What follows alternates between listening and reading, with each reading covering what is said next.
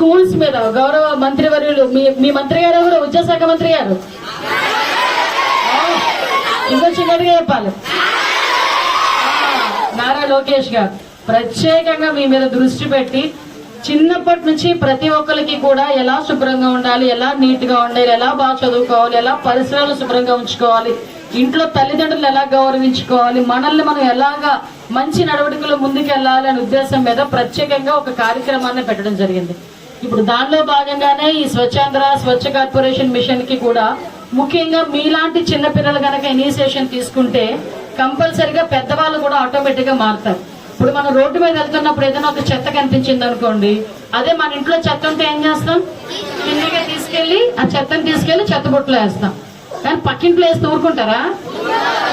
Road మీద వేస్తే ఊరుకోకూడదు, మనం ఊరుకోకూడదు రోడ్డు మీద వేస్తే, అవునా? దీని గురించి కూడా ప్రత్యేకంగా మీ అందరికీ కూడా అవగాహన కలగాలి. మన పరిసరాలు శుభ్రంగా ఉంచుకోవాలి ఉద్దేశంతో ఈ కార్యక్రమాలు ఏర్పాటు చేయడం జరిగింది. దీనికి మన టీచర్స్ అందరూ కూడా చెప్తారు. ఎస్పెషల్లీ ఈ రోజు గవర్నమెంట్ కూడా ప్రత్యేకంగా దృష్టి పెట్టి కార్పొరేట్ స్కూల్స్ కి ధీటుగా గవర్నమెంట్ స్కూల్స్ కూడా ఉండాలి అని. మీకు విషయం చెప్పునా, నేను పనిచేసేటప్పుడు కరెక్ట్ గా 20 సంవత్సరాల క్రితం నేను పనిచేసేటప్పుడు ఆ బిల్డింగ్ ఇక్కడ ఉంటుంది, తుఫాన్ షెల్టర్ బిల్డింగ్ ఇరిపోయింది. నన్ను అక్కడ వెంకటనగరం దగ్గర ఆపితే అదంతా ఎక్కి నడుచుకొని ఇక్కడ వరకు వచ్చేదాన్ని. వచ్చి ఇక్కడ స్కూల్లో ఉద్యోగం చేసుకుని మళ్ళీ ఎగైన్ అక్కడ ఒక బస్సు వచ్చేది, తెల్ల బస్సు ఒకటి. అవును కదా, ఒకటే బస్సు ఉండేది, ప్రైవేట్ బస్సు ఒకటి ఉండేది. అది అక్కడ హార్న్ కొడితే మా హెచ్ఎం గారు నాకు ఫోన్ లేకపోతే టైం అవుతుంది కదా నువ్వు వెళ్ళిపో అనేవారు అనమాట. మళ్ళీ బస్సు ఎక్కి మళ్ళీ నేను పైక్రోపేట వెళ్ళి మళ్ళీ ఎక్కాను మన స్టోర్స్. ఆ రోజులు పిల్లలు ఎలాగా అంటే కొన్ని ఇబ్బందులు పడిన సందర్భాలు. కానీ ఈ రోజు మీకు అన్ని ఫెసిలిటీస్ ఉన్నాయి.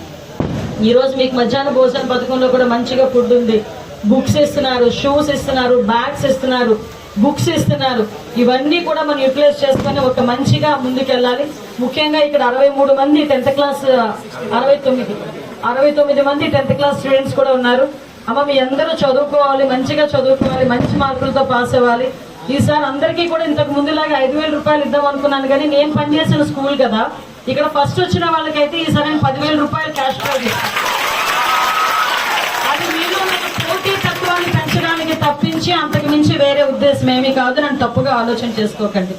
ఎందుకంటే నేనేం చేస్తుంటా, ఎందుకు నేను 5,000 రూపాయలు కూడా ఇస్తుంటానంటే చాలా మంది ఆడపిల్లలు కానీ మగపిల్లలు కానీ ఇంటర్మీడియట్ వెళ్ళడానికి కూడా వాళ్ళకి ఆ ఖర్చులు లేక చాలా మంది ఆ ఫీజులు కట్టలేక కూడా ఆ గవర్నమెంట్ స్కూల్లో వచ్చే ఫీజులు కూడా కట్టలేక చాలా మంది ఇళ్లలో ఆగిపోతుంటారు.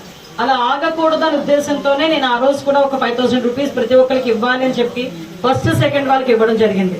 నెక్స్ట్ ఇంకొకటి కూడా చాలా మంది అడిగారు, అదేంటండి 10th క్లాస్ పిల్లలు మన స్కూల్ నుంచి వెళ్ళిపోతారు కదా, వెళ్ళిపోయే వాళ్ళకి సైకిల్ ఇస్తున్నారు ఎందుకు, 9th క్లాస్ పిల్లలకి ఇవ్వచ్చు కదా అని అడిగారు చాలా మంది. నాకు అడిగితే నేను చెప్పాను, 9th క్లాస్ పిల్లలకి దేవుడి దేవాలు అన్ని సమకూర్తి ఇద్దాము, కానీ 10th క్లాస్ పిల్లలకి ఇవ్వడానికి గల కారణం ఏంటంటే మీకు రేపు పొద్దున్న మాకు రోడ్డు ఫెసిలిటీ ఉన్నా కూడా ఆటోల మీద వెళ్ళలేక, బస్సులు లేక కాలేజీలకు వెళ్ళేదానికి మీరు ఇబ్బంది పడతారు. అప్పుడు మీకు ఇది సైకిల్ అనేది ఉపయోగపడాలి. కాబట్టి మీకు ఫర్దర్ స్టడీస్ కి ఇబ్బంది లేకుండా, ఇంటర్మీడియట్ కి ఇబ్బంది లేకుండా ఉండాలనే ఉద్దేశంతోనే ఈ సైకిల్స్ కూడా నేను ఇవ్వడం జరిగింది. దాని అర్థం అది.